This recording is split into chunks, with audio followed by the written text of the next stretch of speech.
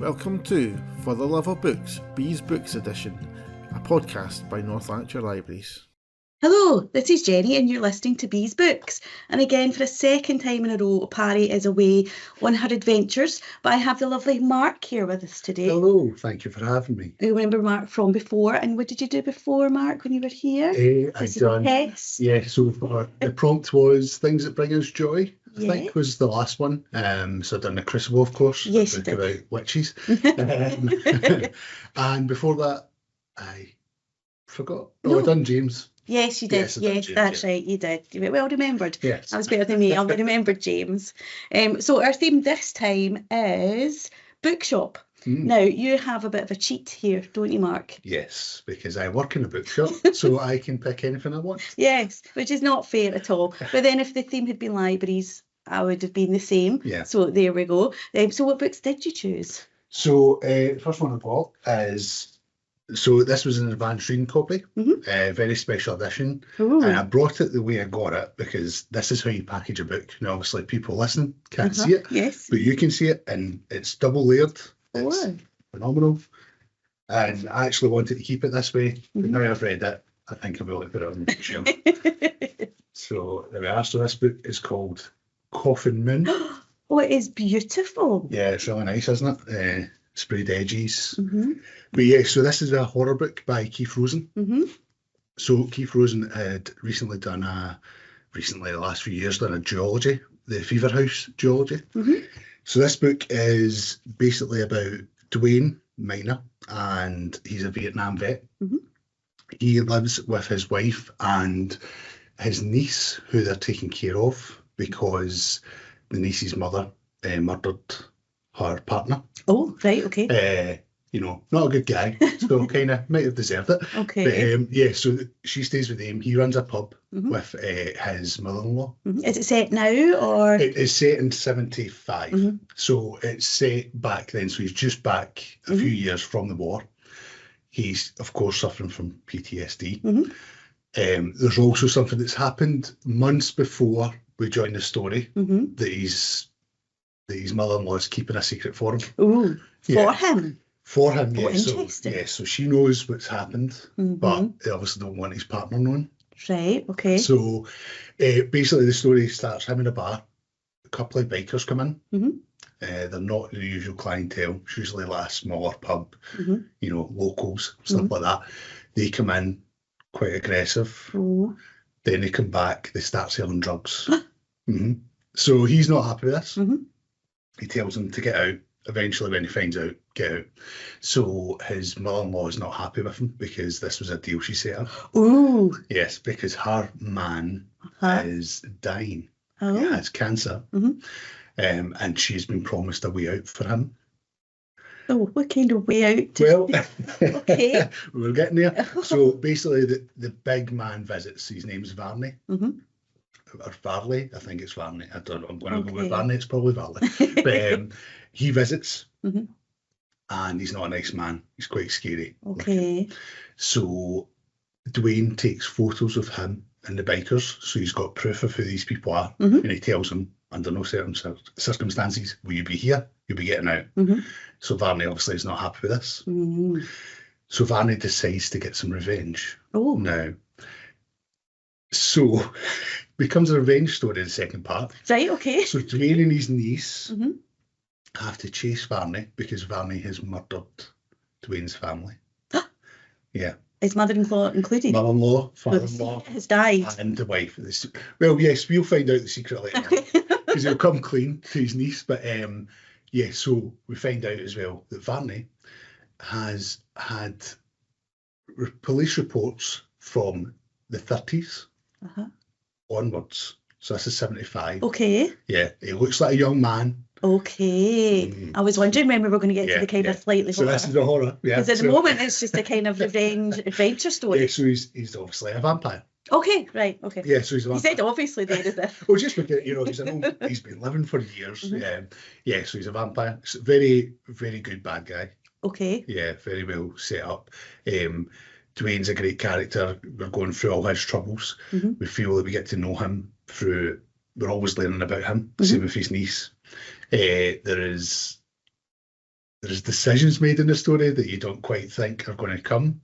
Okay. And it changes it a little bit as it keeps building, and then there's another change through the parts. I think it's 4 parts it's in. Right. But yeah, so basically it starts off that way, and then it becomes kind of, for me, he talks about, I think in the introduction, he talks about Jaws being a big film for him from the 70s.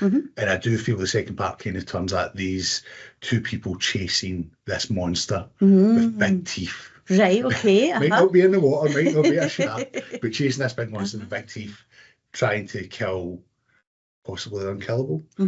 So yeah, no, I really enjoyed it. I thought it was a great story. I think the book looks smashing. It does. I was so glad I managed to get an advance reading copy from the publishers. Do we know when it comes out proper? Is it a sleeve? It is out now, yes, it will have a sleeve. And is it different, or will it look? No, it is different. The sleeve is quite nice as well. So it's basically, because it's a road book, you get the road going through a vampire skull. Okay. So it jumps out of the cover. Okay, so you know it's a vampire. Yeah, you know it's starting. a vampire. Oh, that's not as good though. I mean, Coffin Moon kind of. Well, no, that could have been. But yeah, it's kind of it's like Salem's Lot. He's writing's kind of like Stephen King in that way, that he builds character. The horror works around that, which is great. I always feel that horror's kind of like that. If you look at something like Exorcist, it is a good horror movie. It's a great horror movie, but it's a good drama at the base of it, and that's how the horror builds. You get to know the characters, you therefore care for them, and then it goes there.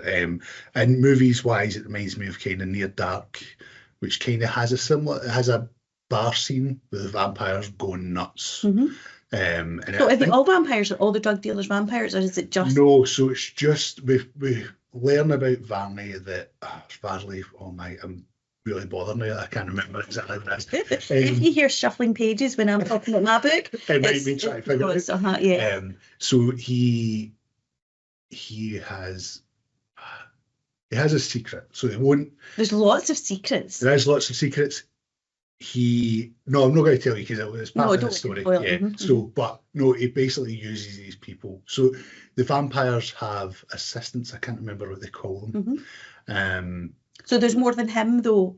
There is other vampires here, but he has more power because he's been bitten by like an original, an OG vampire, which looks like a beast when he sees it for the first time. And this is back in the early 1900s, I'm sure. It's like kind of Wild West kind of thing. Right. So that's interesting. Yeah, Near Dark, and I would say, what's the name of it? There's another one where the vampires have big teeth. So this kind of thing, the teeth comes out, new teeth come out over the original teeth.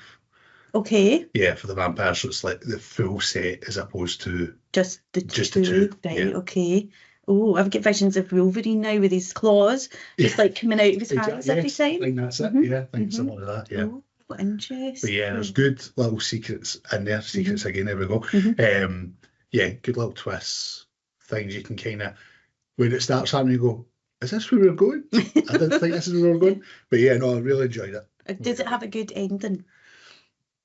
Does it have the right ending, I should say? It does. I think there's a possibility in this world that if Keith Rosen felt he could probably build into it again. Right, okay. But yes, I liked the ending. I would have liked... I felt my own ending because it was... Yeah, I did that as well. Yeah, I'd have liked some closure. So I've given myself that closure. Fair enough. Yeah. Fair enough. And would this make a good movie? I think so, yes. Right, okay. Cast right, it would... It feels like a movie because you're always kind of moving along. You're always learning stuff and you're never bored. It's not a thick book either. No. Sometimes when they make thick books, we're just assuming it's going to be a movie now. But when they make thick books into movies, it doesn't quite work because they have to cut so much stuff out. Yeah. From this. No, I think the base of this story could certainly. There's enough there that even stuff that you have to cut out, you would cover the book quite close to. So yes, no, you'd be all right. It's not going to be a Shining issue where Okay. it's completely different adaptation, which for me is not an issue, but obviously for Stephen King it was. I have to make it clear, Mark is a movie buff as well as a book buff. Yes. So, and horror movies are your Yes, I do like horror movies. thing. Yeah. So yes. And horror books, yes. Yes, which is not my thing at all. I have read Pari by Stephen King, and I really enjoyed it, but I enjoyed it because of the way it was written. It's like the excerpts from like medical reports and all that kind of stuff, all kind of tied into the story as well. That's why I liked it. I've never seen an on-screen version of it because I don't want to. It is good. Brandon Palmer directed it. Version? Or the 70s version. Right, okay. Yeah, the original. Because I know they made one more recently. They did, and they made, there was a sequel as well. Oh. I think it was called Carry the Rage, I believe. Oh. Yes, that was like kind of straight to TV thing. Right, okay. Yeah. So I've not seen that one. And I didn't see the remake either. But the original is very good. Yeah, and it's quite jumpy. I mean, on screen, I'm not a horror movie person at all. But I don't mind a spooky thriller, if that makes sense. So, for example, at Halloween, I would watch The Frighteners, but because it's funny as well as, and it's not like... Yeah, it's not, there's a... Because the bad guy is quite scary. Yes, but it's not based on horror as much. No, exactly. Whereas, and I do like my vampires, but more kind of romantic vampires. Rather than drug dealing. Oh, very nice. And you have another book to talk about? Don't show me yet, because I'm going to talk about one of my books, if that's okay. Because I've got 3.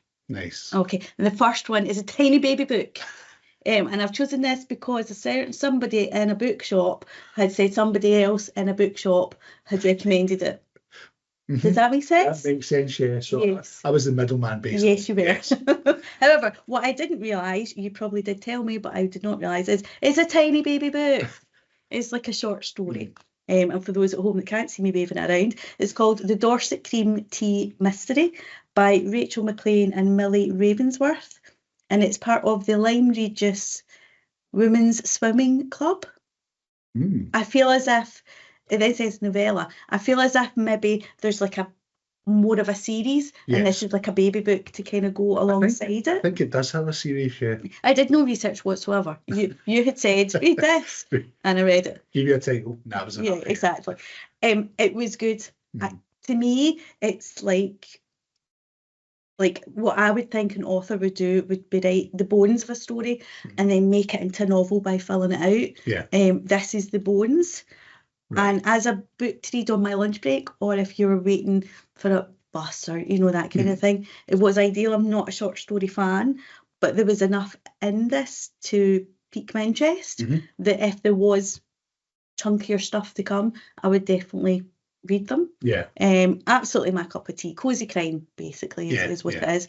So there's this swimming club, and there's lots of different characters that go to this swimming club. Some of them are related. It's quite complicated at one point because somebody's related to somebody who works in the police, but there's also somebody else that works in the police, and I was like, I'm not sure what's happening here, but I don't need to know, so that's fine. So basically, there has been a murder.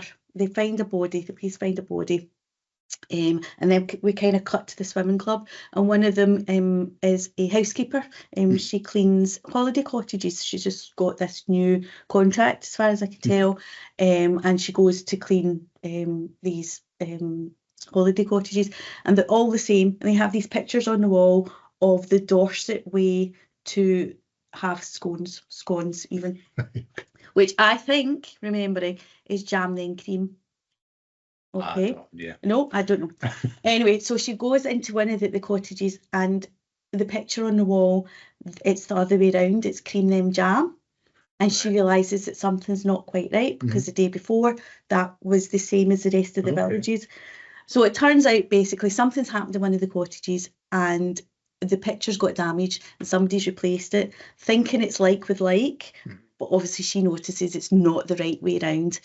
And then there's another body, and then it kind of all comes together at the end. We kind of discover what's happened. As I say, it's the bones of a story. on screen, since we're talking about screens, this would make a good mini-series because they would be able to fill out the characters slightly more. And it would definitely make me go and read something else by these authors because it was well written. Yeah. It's 2 authors, is it? Yes, it's 2 authors. Yeah. It's not the kind of book where you can tell, you know, it's not like they take chapter about or anything like that, or one writes one character and one writes the other. It's kind of like quite a good squashed together author. Yeah. But yes, I'm glad you were the middleman and I read it. And we now have it for other people to read, obviously.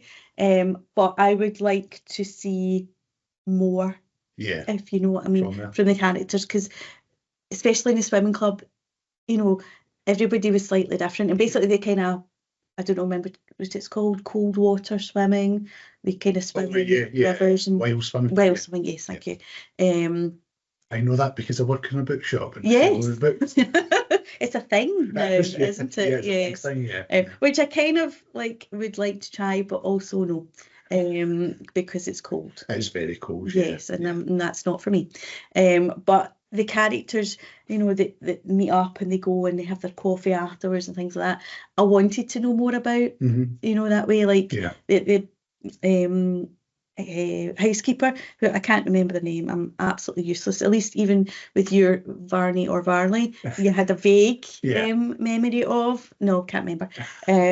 But I would like to have seen more. You know, there was, you know, somebody who's divorced, somebody else who'd married or was perhaps not married to a policeman, you know, all that kind of stuff. I would like to have known more. But yes, it's a nice kind of wee fun story to kind of set things up. It was quite good. Perfect. Excellent. So is it kind of, I'm guessing it's in the vein of Richard Osman because it's cosy? Yes. Crime. Although, you know, as much as I love Richard Osman's books, it's their own, if you know what I mean. You know, there's lots of cosy crime out there. It's not as twisty-turny. Right. But then that's probably because it was a wee tiny book. Yeah, because I imagine, as I say, if this was like fleshed out, there would have been slightly more kind of twists and turns. You kind of knew where it was going quite quickly, if you know what I mean. Whereas in, you know, one of these bigger kind of cosy crimes, there would have been twists and turns that you weren't expecting. But yes, if somebody's wanting a story to kind of read very quickly. A good holiday read, I think. Yes, yes. And it does have that kind of, you know, sunshine and, you know, feel about it. Even though it's cold in the water because they're well swum, you know, it's got that kind of nice, cosy feel about it. But yes, I would definitely do actual research and look up these authors and read something. I mean, I might be wrong, but I do think there is a series. Right, okay. I'm going to take your word for it. Yeah, I'm pretty sure when it was recommended to me for you that I'd seen a couple of other books there. Yes, good, right, okay. So, I did no research whatsoever because I'm useless at that kind of stuff. But yes, thank you. No, I'm glad you enjoyed it. Since I have 3 books, I'm going to talk about one of my other books. Is that okay before we get into your one? And I went completely literal with this one, and it is called The Lost Bookshop by Evie Woods. And basically I panicked and suddenly realised that I didn't have a book that I could squish in to Bookshop. So I thought, no, I'll just go literal. And I like the cover. There's lots of books on shelves and then there's a wee house kind of thing in it. And I'm glad I did because I really, really enjoyed this. Oh, excellent. This is not the kind of book I would pick up for general reading. Right. Even though it's a really nice cover. Yeah, it is a nice cover. I would have went, no, not for me. But I shall give you the blurb. So, on a quiet street in Dublin, a lost bookshop is waiting to be found. So our 3 main characters are called Opaline, Martha and Henry. And they have their own stories within the book. When a vanishing bookshop casts its spell, these 3 unsuspecting strangers will discover that their own stories are every bit as extraordinary as the ones found in the pages of their beloved bookshops. By unlocking the secrets of the shelves, they find themselves transported to a world of wonder where nothing is as it seems. Again, I would have read it and went, no. Yeah. I would recommend it to somebody at work. You know, I know a few people that I would recommend it to, but I am I would not pick this up. However, I'm glad I did. I'm also going to pause slightly for a second because our PC suddenly decided that it needs charged. There we are. Thank you, Mark. I obviously thought I had turned that on. I could tell when you heard the noise. See, that's what happens when Pari's not here. Gremlins and technology. Yeah, I don't like it. Anyway, so our three main characters. So Martha and Henry are now, they are now in Dublin, and Opaline is between the wars. So the three stories are kind of interconnecting, and it was very cleverly done. So Opaline's got her own story to tell, and she comes from a rich background. She's been forced into do things that she doesn't want to do, so she runs away. She ends up in France and Paris, but there's always this kind of, she always seems to be running away from her past. And even when she kind of finds herself settled, because she kind of starts working this bookshop and she feels as if that's where she is, that's her home. There's always something in the background. She's got a very evil big brother, basically, who, her father's passed away. Her mum's completely not interested in everything.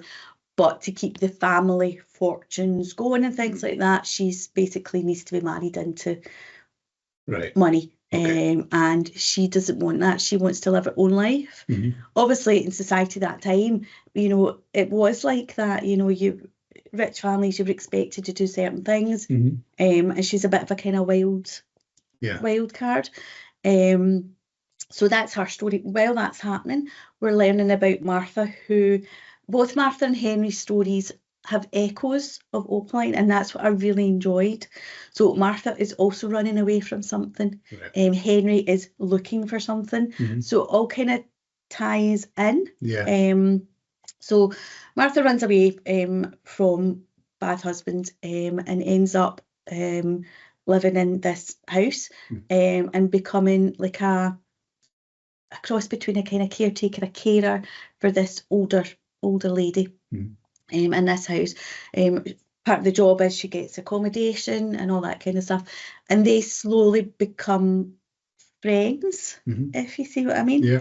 Then we've got Henry, who is and I'm going to say this wrong and I do apologise, but he seems to be like a kind of, in my head he's like an Indiana Jones of the book world. So he's kind of without whips and snakes, but he's kind of and murder. Yeah, exactly. He's going to try and track down lost things, lost manuscripts and things like that.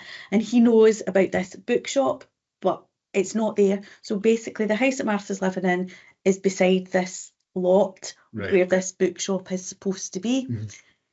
And it's a kind of story that at first you think you know where it's going, and then there's a wee hint of magic which I wasn't expecting.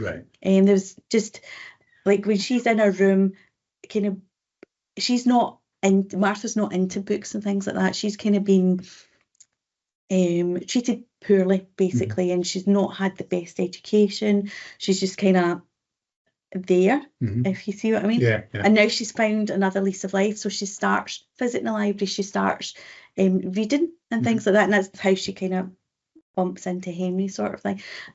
Spoiler alert, they get together, yay.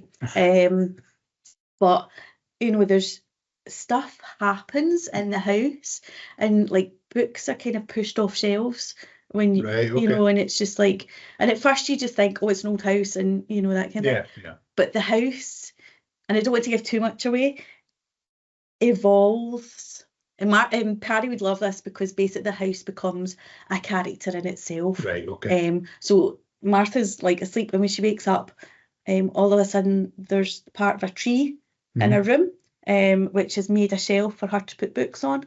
And then it kind of grows more. So it's kind of not in your face magic. So is that kind of the bookstore revealing itself to her? Yeah. How did you guess that so quickly? That seems to be what happens. Basically the bookshop appears for people who need it, not who want it, a bit like Nanny McPhee, but need it. And basically the house has kind of realised that Martha kind of needs this.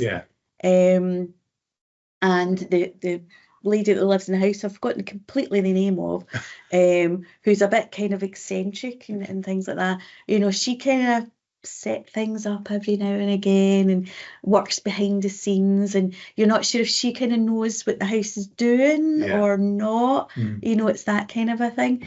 Meanwhile, Martha, it's not visions as such, but every now and again she kind of thinks of some words, basically, and she gets them tattooed on her back. And obviously she can't really see it, but basically her back has become almost like a manuscript, because these words are starting to make sense. I'm not going to spoil it too much. You've obviously guessed. I did not. But Henry, who is also kind of, he's in a relationship as well. He's not sure about that relationship. So there is a bit of romance in it, but it's not, again, it's not in your face. It's not, you need it for the story to continue. Exactly. So he's kind of in a different place, and then something happens, obviously, that means that she thinks he's done something and he thinks that she's done something. So, you know, that kind of thing. But the bookshop is kind of trying to bring them back together. But throughout all of this, you're getting Opaline's story as well. So she goes to France. She's discovered, stuff happens with her. Again, I don't want to spoil it too much, but she ends up getting put into an asylum, basically. At that time, because no offence, but men can be quite mean. At that time, if they didn't like their wives or their sisters, or, you know, like Henry VIII would have just chopped their head off. But, you know, you were put into this asylum out the way. You know, if you had a, you know, your daughter had a child out of wedlock or whatever, you'd get kind of put away. And that's eventually what happens to her. But she's got a reason to live, basically. She really wants to get out. But she's in there for quite some time. I didn't realise quite how long she was. Because of the other stories that are happening. All of a sudden you realise that it's 19 whatever. The second war's just ended. And basically people are kind of, things are changing. And she decides that's her. She's getting out. It ends really, really well as well. Everything ties back in again. And it was just a wonderful story, kind of at this time of year story. See, when the nights are starting to draw in and you're kind of cozying up, it was that kind of story. Oh, excellent. And I read it really quickly because I was really enjoying it. And I'm glad I read it. But as I say, I would not have picked this up had we not been doing this. Thankfully that prompt came up. Yes. Exactly. Yes. And again, this author, Evie Woods, never heard of her before, but I would definitely go and look into her. No, you can tell you enjoyed it because you're very enthusiastic. Yes. Also, I'm trying not to give too much away because I want people to read it, but I also want to tell you how good it is. Which is the trouble when we're doing this, because you don't want to give too much away. The enjoyment is what's happening, so it's hard not. That's how when I was describing this, I was like, I basically gave the first part, but I was like, keep the rest up your sleeve. The back page does give that. The synopsis does cover that. I covered that a bit more, but Okay, and did you find out, is it Varney or Varley? I couldn't find it. Oh, you were being very subtle. Because I looked a couple of times. It's all Dwayne chapters I'm seeing. So, do we hear in your book I think from the other character? Is it all from Dwayne's point of view? Varley. It's Varley. Okay. It's Varley. So we hear from Dwayne, from the niece. Oh, right, whose name I've also forgotten. Emily, did you say? Did I just? No. I don't think I said Emily. I might have actually. Julia. Okay, Julia. Not Emily. Yes, not Emma. Julia. We hear from Julia's point of view and Varley as well. Okay, good. So that's when, after it's all happened, Varley kind of comes here and there. He comes into it. Right. Okay. And I quite like that. It's the same with mine. That you're hearing from different voices. Sometimes it does not work because you're not really liking the character, and although your Varley's a bad character, I'm assuming you quite liked hearing his voice. You're interested every time that person comes up. You're interested to know what they're thinking. Exactly. It's a bit like Game of Thrones, like the actual books, not the TV. Like you're hearing from different characters as you're going through, and like you're right into somebody, and then it changes to somebody else, and you're like, oh no, I want to know what happens. But then you get into that character. You know, that's however with Game of Thrones there's about 400 characters. Our books, there's only 3, so And I'm guessing the last book, when he gets it done, ever 3 characters probably. He's like, he's got So many there. Yeah. There'll be a horse telling you the story. Anyway, so what's your second book? So I've got another one. Oh, you've got 3 books. Yes, I but didn't I'll even go with notice. this one because it's non-fiction. I Oh. like non-fiction, and See, it's a bit like Pari in that way. You do like your non-fiction. and that's practically my section in the bookstore. We're down in the basement. I don't know if there's other reasons for that, but I'll just take it as because I like non-fiction. So this is called Propaganda. And he's got notes, people. He's got notes. Yeah, it's just so I can remember names. This is Propaganda Girls by Lisa Rogic, I think it was. I was trying to read that upside down and I could not make out what that was. It's because propaganda gets split into 2 there. But yeah, I think it's a good cover. It's this. I wouldn't have known, apart from the very bottom there, that was a non-fiction book. I would have looked at that and thought that is a kind of war book, yes, because of the picture on it, but written a while ago. Yeah. Does that make sense? Oh, I get what you're saying, yeah. So kind of historical kind of fiction. Yeah. Yeah, but no, it's a good size as well, especially for non-fiction. It's about 200 pages. It's a smaller hardback at the moment. The paperback will be out next year, I'm guessing. Okay. But yeah, it's the Secret Women of World War II Intelligence. So it's 4 women, covers 4 women. One is the famous Marlene Dietrich, who was the actress. She was in Blue Angel, The Witness for the Prosecution, things like that. Classic movies. I have been The Witness of the Prosecution. Oh yeah, it's a good film. I like the classic movie. And she's got a good role in it. Yeah, good role in it. That's it. I was going to say, I don't want to say character, but role sounds better. Yeah, so she plays a part in it. She was born in Germany, I believe. She was at least lived in Germany. So she is seen as a traitor because she's helping the other side. She goes over to help and record things in German to try and get the people onto their side. And of course, all these 4 women are part of a bigger group. It's the OSS, which was the precursor to the CIA in America. So their job is to create propaganda to demoralise enemy troops, to try and either get them to surrender or come on side. So we've got Marlene, we've got Jane, Betty, and Zuzka, who's Czech. Okay. Now, her story is really interesting because she speaks many languages, but she goes into POW camps of Germans to interview them to see if there's any good candidates to send back over the lines to spread the propaganda for them. Because they need to get into enemy lines to get this propaganda there. So it'll be leaflets, sometimes radio, stuff like that. So she would interview them. She would get a lot of crap because she's a woman. Yes. But they'd be very intrigued because she would speak German and were interested in why she was there. But she had a great track record. I don't think anyone didn't come back. Okay. Which was surprising to me because they would send them over enemy lines, they would plant the propaganda, they would actually come back and go back to the POW camp. All right, okay. Yeah. So I mean, you would think that they would lie. Yeah, exactly. I'll go, yeah. And then just be away. So she's a great interviewer then. She knows. She did her job. But yeah, so I don't know. I think as well, obviously she was quite convincing, maybe. Yeah. That helped. But possibly the people at that point, they're in a POW and they are kind of thinking, what was the point? Yeah. She's obviously chosen. Well, that's it. I think with the propaganda, because so they're in 4 different areas. That was something the author has said that she wanted. So one of them is in Hawaii. I think she's in Japan for a few months, or up to 10 months, something like that. Then she goes to Washington. You've got one, I believe, is in Italy. One in Japan. And then obviously Germany. Which is interesting because when you do think of this, you only ever think of Germany. You don't really think, unless you're right into the subject, about anything else. Yeah. Do you know what I mean? Well, that's it. I think, especially the history books, Germany takes is the bigger chunk. But yeah, it's a great book. It's a very easy read. I think most people could read this in a couple of days. Really enjoy it.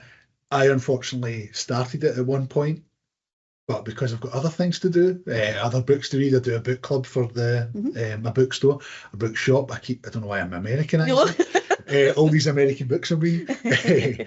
So so I think it's a great read, very easy read. You're intrigued by every character. Every character's great. You've also got the fact that the last couple of chapters cover how they were after the war. I was just going to ask, do we find out what happens afterwards? So they all seem that it seems that all of them believe that was their time. Right, okay. That was when they're happiest. Again, they've got a purpose because they're doing something. I'm sure one of them says they were saddened by the war ending. That they know that's strange, but just the fact that they've then lost that purpose. I can imagine there's a lot of people that were like that, that, you know, had purpose, especially possibly women who had jobs to do, who had to, and then the war ended and everything kind of had to go back to the status quo. Exactly. Especially women in the homelands. Who were then working in certain places where they weren't allowed to work. Yes, of course, the men came back. The men had to get the jobs. So definitely, I think that's part of it. There's also part of it during it that it's harder for them to get stuff done, or they get a lot of scrutiny because they're women. There's also one of them. I don't think it's just but one of them, because they're a woman, they kind of go under the line and can get stuff done that they normally wouldn't. If they had to go up the line, up the chain to get done, they'd probably get stopped. So one of them gets toilet paper with Adolf Hitler's face on it. And it says in German something like, wipe on this side. So, and then that was another thing, they had to make sure the propaganda seemed as if it was from that place. So it was disgruntled soldiers doing it, not the other side. And that was specific. It was really hard in Japan because I believe it might be better, Jane, that is in they're good at Japanese. They like the culture. They can speak it, but they know that the way they speak it and the way they know it isn't how a homegrown person would know it. So they then have to get people in to make sure that it sounds like, so if it's a letter from the emperor, that it sounds like the emperor has said it. So if it's, I'm sure one of the letters is a surrender letter, the emperor saying, give yourself in, we're done. Which is funny because, not funny, but interesting because when the emperor was actually surrendering and told the people, a lot of people didn't believe it was him. They didn't believe that the emperor, the great emperor, would give in, basically. So, but it's a great book, really interesting. I know there is still a lot of books about women during the war, especially women spies, but this is maybe not a first, but it's definitely an interesting read. And technically they're not spies as such, are they? They're kind of more propaganda girls, or more that's it, because they're not actually going in and doing I'm sure Marlena would record songs in German so they could put it over the radio. She would speak over the radio, which of course would an authoritarian leader doesn't like performers that don't that speak against them. I don't know if there's anything recent that kind of points to that, but so Hitler obviously was a big fan of Charlie Chaplin at the time, until his film The Great Dictator. Yes. And I like the idea. I like to think that he was laughing watching The Great Dictator, because it's obviously basically a mirror image of him. But he liked it, but it was the people around about him were kind of uncomfortable watching it. And then he realised, oh wait, is this me? This might be me. But another thing, Marlena, she re-recorded an album that she recorded during the time in her German. She didn't really want to re-record it. She wanted to use the original recordings because of the emotion that brought forward. But the technology at the time was much better, so she was convinced to do it again. And I think it was the last film was Judgment in Nuremberg, which is about the trials for the atrocities that happened during the war, especially to do with concentration camps. So she had to say a line, and it was a line, I think it was, we didn't know what we were doing. And she couldn't do it. She would keep saying it. And I think Spencer Tracy, that was like, you need to say it like you mean it. But she found it really hard because she hated that people were like that. She knew people when she went back to Germany after the war. Family members were Nazis. You know, it was clear that they were helping that side, and that really disturbed her.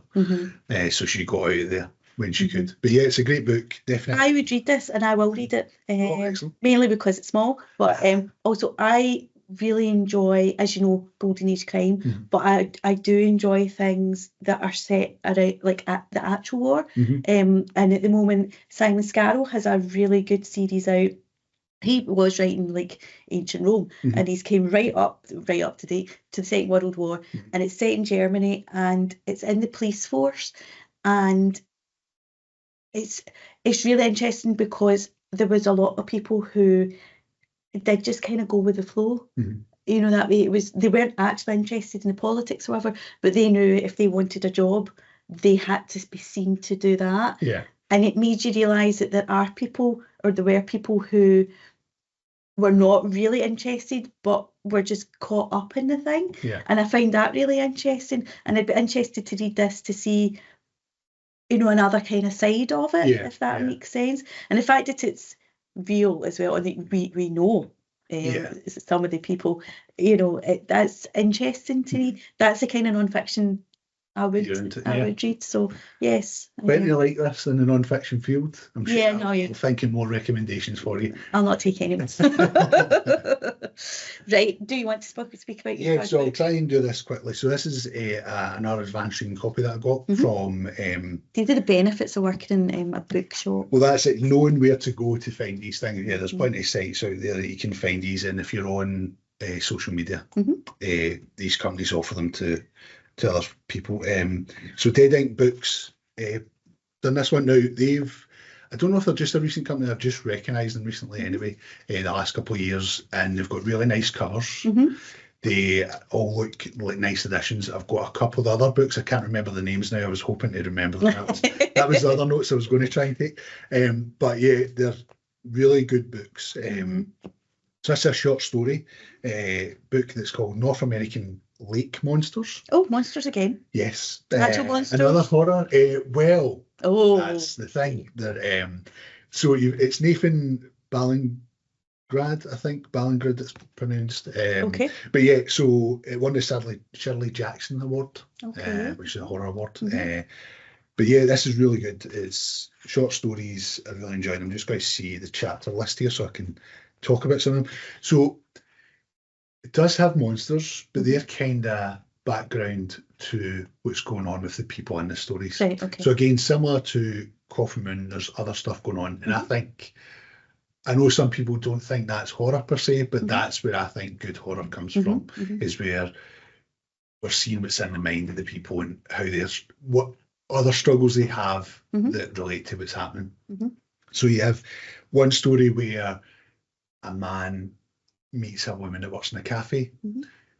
He goes round, but he wants to show this thing that's in his car. He stole this car and he wants to show what's in the car because it's crazy. Okay. Right? He thinks he's been chased. So what we see is, what we find out is quite crazy. But we find out that these characters, I feel that this character, the woman, is lonely. She's looking for something else. She's looking for help in her life that she doesn't have. She's a single mother. She's finding that hard. And then we find out as well that her previous partner wasn't a great guy. And he just walked out. So we've got that. So these characters are lonely, they're angry, they're hurt, PTSD, things like that, and these things that happen around. And then maybe you could say they've got their own monsters, but like... Exactly, yeah. So it's like, how do you react to these things that seem unhuman when you've got your other lives? So there's a story in here that's very similar to The Thing. There's another story, the North American Lake Monsters is one of the stories in there. That's pretty good. It's a man's just not long out of jail. They're at a lake with his daughter. She finds this monster-looking thing on the beach, and it's just about what this does to him and her. She's very intrigued by it. He's quite disgusted by it because of the smell and things. But then he's kind of not a great guy either. He's kind of bringing his Is there any anger good people forward. in here? There is good people, Okay, yes. fine. I mean, you definitely feel for the woman in the first story. You understand. There's a line in the story at one point that kind of not gives away, but when you find out what happens in the story, you're like, that makes sense. Yeah, okay. I think it kind of comes across. You've got things like werewolves. I think there's one with vampires. I skipped that so I could read the title story because I didn't finish it in time. The great thing about short stories is, as long as you read some of the stories, you can talk about it. Yeah. And you can dive into them whenever you want. You don't have to read them in order.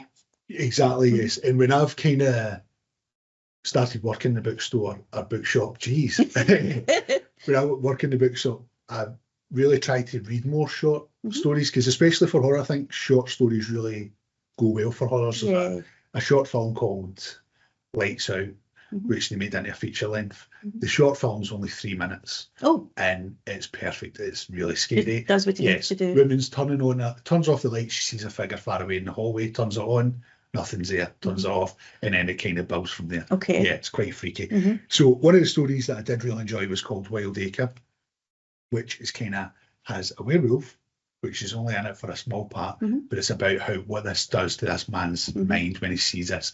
So they're building houses, it's getting vandalised by kids, so he's on site hoping to challenge these kids. Then he gets attacked. He doesn't get the 2 workers that are with him get attacked. He bolts, he runs. He can get the gun and try and shoot it, but he runs. So he has to live with that, so he's constantly thinking about that. Then he's at a party with his wife who's a teacher, and people are talking about stories. So there's a woman talking about a kid drawing pictures of beheadings and how scary that is, and he has to get away from the conversation because he was seeing somebody being mutilated by this werewolf. So it's that kind of thing. So people just saying certain things that, even if they're not pointed, especially from specific characters, they feel pointed, and he's definitely seeing them as they're trying to get to me. So, but yeah, no, it's really good stories. I think the only thing is some of the endings, for people that like an ending. I like an ending. Yes, it kind of leaves it open-ended all the time. Right, with a couple of the stories. But again, like I said, you can always find your way. Yeah, I like the film one-ended. It's fine. Right, we don't have a lot of time. Excellent. But I love this book, Mark, so I'm going to talk about it because I know that you like it as well. So it's called Miss Winter in the Library with a Knife. Oh, nice. It's got a fantastic cover. It's by Martin Edwards. Now, Martin Edwards writes the Rachel Saverneck books that I've been reading recently, which are Golden Age crime. And they're very well written. There's lots of secrets, twisty, turny things happening in the background. Again, the covers are beautiful. But what Martin Edwards does, he nods to the Golden Age crime, and at the back of the stories are clue finders, so that in the olden days with Golden Age crime, they did kind of put in these kind of clue finders. So, somebody will look at somebody in a certain way, and that was a kind of clue. Yeah. He does that with the other books, but he did it very well in this. Okay. I'm not going to talk about it too much because I want you to read it. I want everyone to read it, but especially want Mark to read it. Excellent. And I want you to recommend this to the other Okay, yes. We'll enjoy this. Okay. It's set now. It's not set in the Golden Age time, but it's kind of set in a village called Midwinter, I want to say. And basically, there are these people that have been invited there to partake in a game, they keep calling it a game, but it's more like a kind of murder mystery weekend kind of a thing. Okay. It's at Christmas, and this would make a brilliant Christmas present to somebody, or like an early Christmas present to read coming up to Christmas. Yeah, something I can recommend in a bookshop. Yes, and that's how we're going to squeeze it into this theme. Thank you, Mark. It is just wonderful. You think you know what's going on, and you really don't. So it's kind of set, as I say, in this kind of village, and these 6 people who all have kind of connections with the writing world. So an author, a publicist, an editor, these kind of people, they've all got their own kind of backgrounds. But what I like is it's clever. So it tells you who's there. So there's basically 12 people in the village, the 6 guests and the kind of 6 people who are kind of running the thing. It then tells you the rules of the game. Right. And in the book, basically tells you what the game is and what the rules are. And it tells you what your role is as a person, or as an outsider looking into this game. Okay. It tells you what your rules are. You get points for how many clues that you see, I basically had a pen and paper with me in some of this book, and then it tells you trust no one. And as we know, because we both like, for example, Benjamin Stevenson, you know, sometimes you're aware that even the narrator is perhaps not who you think it is. Unreliable. Yes, that's what I was looking for. Then we've got the invitation to the actual thing, and already there's a code in there. There's a kind of, I'm going to turn around for Mark to see. So basically it tells you a wee clue, and you have to kind of work out what this is. Right. So yes, I spent 20 minutes with a bit of paper. I did not cheat and look at the end, because there are some clue finders at the end. Okay. I wanted to read it through. So basically there's lots of bits to it. So the main bit is written by the author who's on this retreat kind of a thing. Yeah.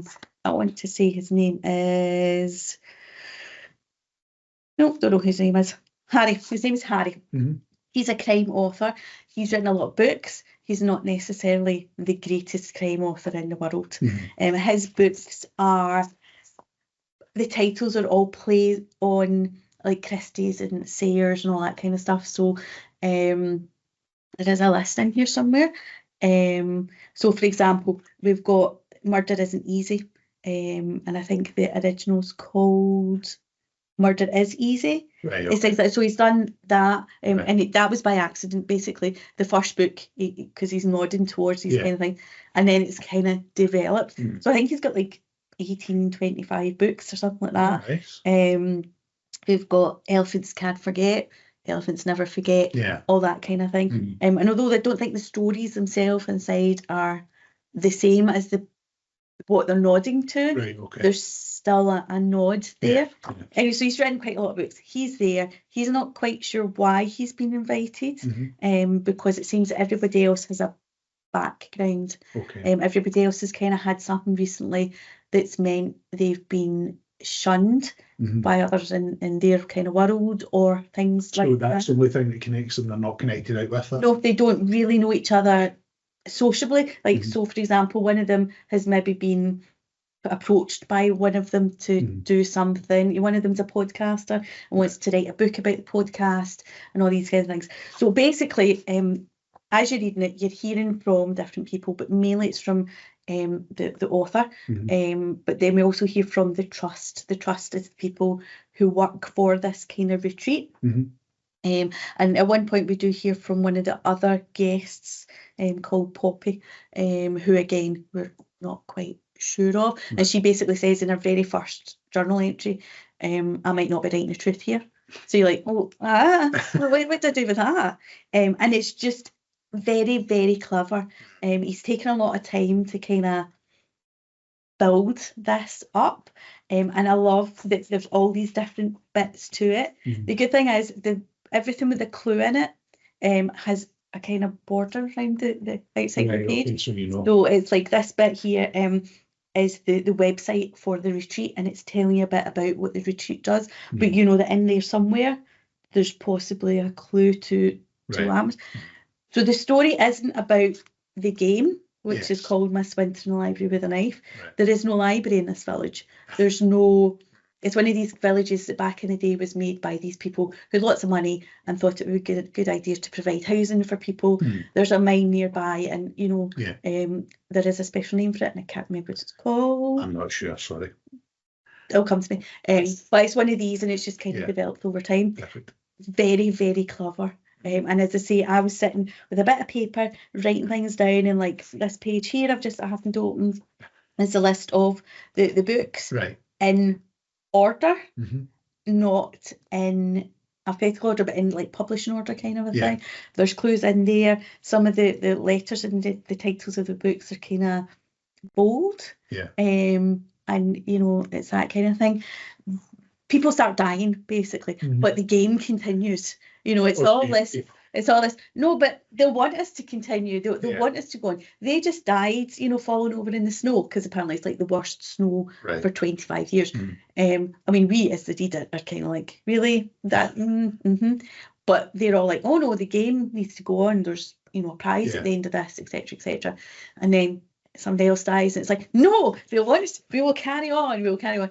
So part of the game and the story is the one of the characters gives you information about this murder that's happened, and you're trying to find the clues. So there's like so many layers to it. So you want to know what happens in this game, but you also want to know what's happening in the village.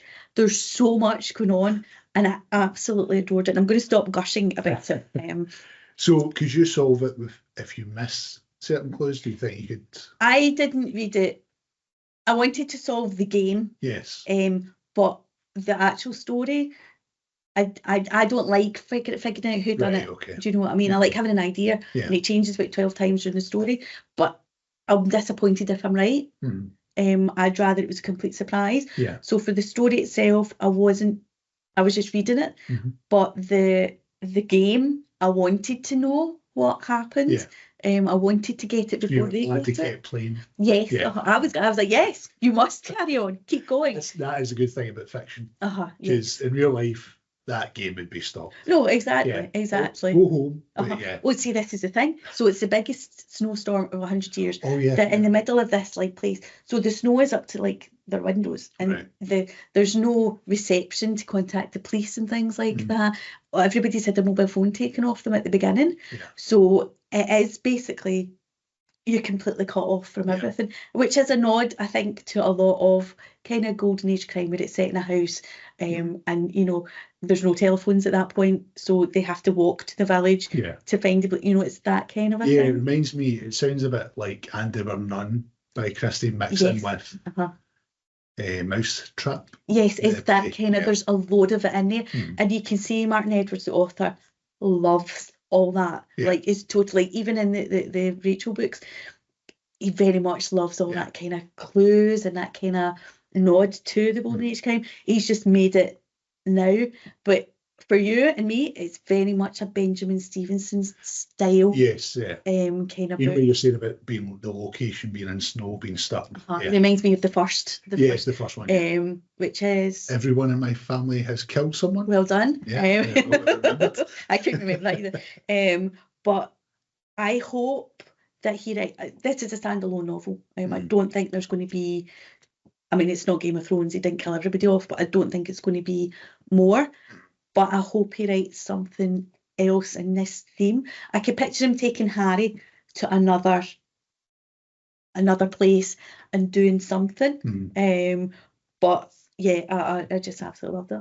Excellent, sounds brilliant. So I would definitely recommend it to everybody. I'll be looking forward to it, Well, thank you very much for your very extremely long company, Mark. Sorry, I think that's possibly the longest episode we've ever done. And Pari will be back from her adventures next time we record. So our next theme is going to be home, because she will be back home. Oh, perfect. Yes, I don't know what I'm going to do for that, but I'll think of something. So thank you very much for your company today. Thanks again for having me. And we'll see you later. Bye. Bye.